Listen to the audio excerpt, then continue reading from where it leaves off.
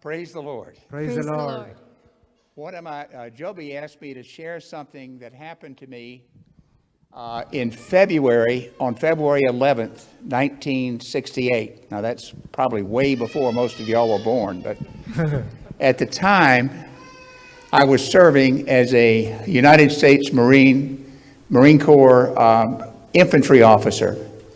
And I was in charge. I was leading a rifle platoon in the Battle of Hue City during Tet, 1968. And it was a terrible time. The communists came in over all of South Vietnam and simultaneously attacked 29 cities and military bases within 2 hours of each other. And it was a totally unexpected surprise attack because it was supposed to have been a truce. Our unit, our battalion was ordered to go into Hue. And now Hue at the time was a city of 120,000 people, probably the most sophisticated of all the cities in South Vietnam. And the area that we were assigned, my company was assigned to attack, was occupied by people that had Catholics that had left North Vietnam during the partition with the French at the end of the French-Viet Minh War and moved down to South Vietnam. And they settled in Hue. This was a beautiful city.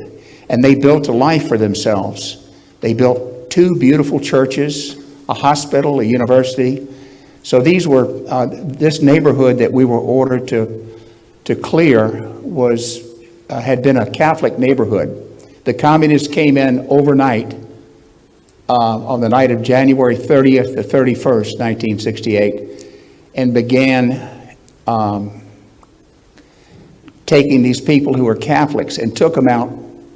My wife said, don't talk about this, but I just want to say the severity of it, but took them out to ravines west of the city and did away with them. They tied them up and buried them alive because they were Catholic and because the communists felt like these people would not accept the communist dialectic. So that's the background of this. We went into the city on February 2nd, and we were never trained in this type of combat. It's called urban combat, which is very different than the training I received to be a jungle fighter. I was really good in the Laotian jungles and stuff, chasing bad guys. But this was totally different. And it took us from the 2nd of February, it took us about 6 days to move 6 blocks. That's how hard the learning curve was for this type of fighting. One of the tools we used, most of all, that was most effective in these stone buildings that we fought in, was the hand grenade. So we would go in, as we ran into a building, we would take and pull the pin on a hand grenade and throw it into the room before we went into the room. Obviously, we'd stand back and let it explode. And then, because the city at that point had been evacuated by the civilians, the ones that weren't taken by the communists fled. So the only people we were fighting was the communists, the North Vietnamese soldiers. And we were outnumbered, some say 8, maybe 10 to 1. That's how we were totally outnumbered. But we were Marines and we fought on. So this was the major technique when we went into a building. We would take a grenade, throw it into a room, go in and hose it down with M16 rounds, and then move on to the next room. And there were a lot of soldiers, a lot of North Vietnamese, a lot of enemy in these rooms. Very intense fighting. On February 11th, my company commander called me on the radio and he said, my radio call sign was Little Abner. So, Little Abner, I want you to take the building directly in front of you. And like a good Marine officer, I said, yes. I looked over the wall, ready to assault across the street into the next building, and it was a Catholic church. A beautiful Catholic church, newly built. So, and I had been a Catholic seminarian here in Atlanta for the Marist Fathers, before I went in the military. But I did. I said, yes, sir. And I ran across into the churchyard And I was down, had gone into the city earlier with 65 Marines. By this point, I was down to 20 effective. That was all we had in my platoon. So we still had to do the job. So I sent 15 of my men around the church checking for enemy that were hiding in these little, we called them spider holes. They would dig a hole and squat down, and as we ran by, they'd shoot us in the back of the legs or head or whatever. So we had learned how to take care of these guys. I ran into the church with a fire team, which is 4 Marines. And in this kind of fighting, you're talking to each other, constantly talking. You know, you're not surprising anybody, but you want to know where your companion is. So I stood in the back of the church, back in the narthex back there, and my men went up and checked behind the altar, checked the confessionals. They were up front, and checking out the pews. Meanwhile, I'm standing back there by myself, and I happened to look over, and there's a doorway that I didn't notice when we ran into the church. And the only person to send was me. So, and mind you, I'd been in combat, continuous combat now for 7 or 8 days. And I had, we'd eaten very little sleep, because it's, you don't go home at 5 o'clock and have a steak and watch TV and then get up and do it the next morning. It's constantly, you're under attack. So I was just working on training and instinct, all the skill sets that I'd developed.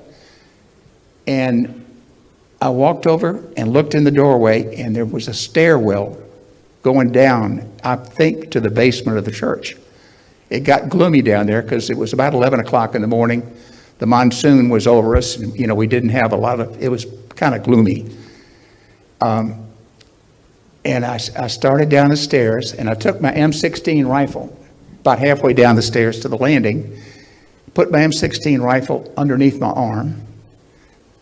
I reached in my flak jacket and pulled out a grenade.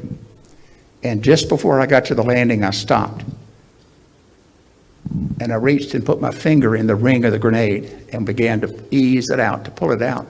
And that's how you arm a grenade. You pull the pin out, hold the lever, and then toss it. The lever will pop off, and the grenade will go off in about 4 seconds. And when it goes off, it's a terrible explosion. So I'm sitting there getting ready to pull that pin out, arm the grenade, and out of the dark. Now, mind you, I was so tired. I was just working on nerves and training. A hand reached out of the gloom and laid over my hand. And I didn't freak out and say, what is this? I just pushed the pin back in, put the grenade down, back in my flak jacket pocket, took my M16 rifle from underneath my arm. I don't even think I took the safety off of it. And I stepped down the landing, fully expecting in the back of my mind that I'd receive a blast of AK-47 rounds in my face. I looked down the stairs, and there in the dark of the crypt were vigil lights that were lit. And in the glow of the vigil lights were women and men and old folks from the parish that were saying the rosary. And I said to them in my broken Vietnamese, I said, Lai Dai, and I led them back up the stairs, because if I had to send them up by themselves, my Marines would have shot them. I brought them back up the stairs and handed them off to a corporal. And he took them to a refugee center. I got a call from on the radio from my company commander, and he said, Little Abner, we've spotted communists behind the church. I want you to take them on. So we got into a terrible firefight. This battle lasted 26 days. I was wounded and was only out for 5 days because there weren't enough officers. I went back and, when I had my corpsman take my stitches out a few days after I got back.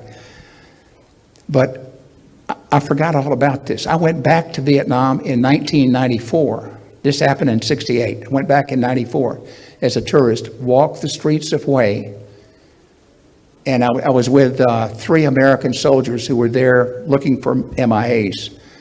And they had heard we were there, so they walked through the streets with us. And there was a book written about this battle. They said, it looks like you did this here and did that there. Y'all, I didn't remember anything. Didn't remember the church. I didn't remember anything.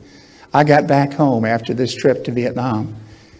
And about a year, maybe 2 years later, on the TV, there was this news media. They were starting to talk about the atrocities the Marines committed in Hue, the murder of all these people. And we didn't do it. And I began to have nightmares about this. It brought back these terrible memories. So my wife would wake me up in the middle of the night. I'd be screaming and sweating, and she said, sit up. And she'd turn the lights on and say, what's going on? So I related everything to her, gradually, piecemeal. And one of my sons called me. He was off in college, and he called me and he said, Dad, there's a priest. He knew I was having these terrible nightmares. He said, Dad, there's a priest in New Orleans, Father Joe Benson, in Slidell, not New Orleans, but Slidell, a suburb of New Orleans. And he said he's got the same gift that Padre Pio and St. John Vianney had. He can read your soul in confession. So I said, I'm all over that. So I got on the phone. We didn't have the website back then. I got on the phone and found out when they were having confessions. And it was on a Saturday. So we have 6 children. So the ones that were still home, I said, get in the car. There's no choice. You get in the car. So we drove down there from Thomaston, where we were living at the time, down below Atlanta. Drove down there, and I had them all lined up to go to confession, whether they wanted to or not. They were going to confession. And I was the last one. And I made a general confession. And one of my daughters said, Dad, you were in there 40 minutes. What did you do? And finally I said, Father, I said to Father Benson, I said, I can't think of anything else. That's pretty much everything. He said, is there anything bothering you? And I said, yes, Father, about Vietnam. He said, you mean about the church in Hue? I said, yes, Father. He said, that was the Blessed Mother's hand that stopped you from throwing that hand grenade. And what I just told you all came back clear, just like I remembered every bit of it. Mary is awesome. I mean, she's our mother. And she took care of not only those folks, those parishioners in that parish, but she took care of me too. It just would have devastated me if I had done that. So we have a precious mother that watches out for us. Thank you.